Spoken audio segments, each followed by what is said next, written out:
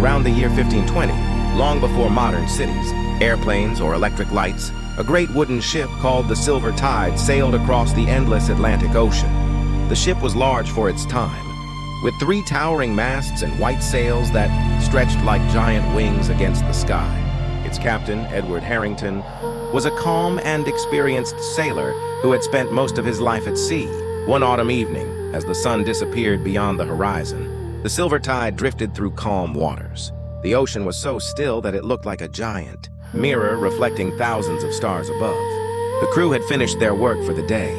Some sailors sat quietly on the deck, listening to the gentle sound of waves against the wooden hull. Others gazed at the night sky, where countless stars shimmered like tiny lanterns. Captain Harrington stood near the ship's wheel and watched the horizon. The sea seemed peaceful, but sailors knew that the ocean could change its mood at any moment. As midnight approached, a thick silver mist slowly appeared on the water. The sailors had never seen anything like it. The fog glowed softly beneath the moonlight, covering the ocean like a blanket of silver silk.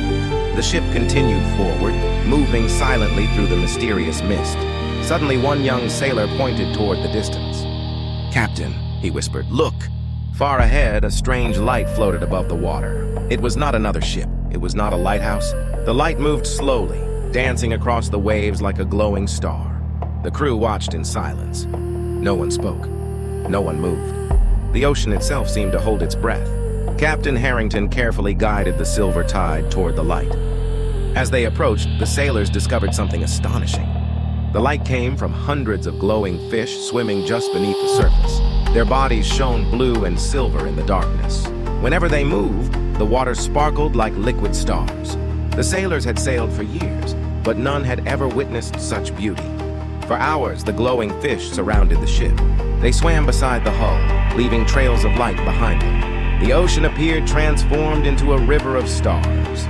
The crew forgot their fears and simply watched. Some smiled. Some sat quietly. Others whispered stories about sea spirits and ancient legends. Near dawn, the glowing fish slowly disappeared into deeper waters. The silver mist began to fade.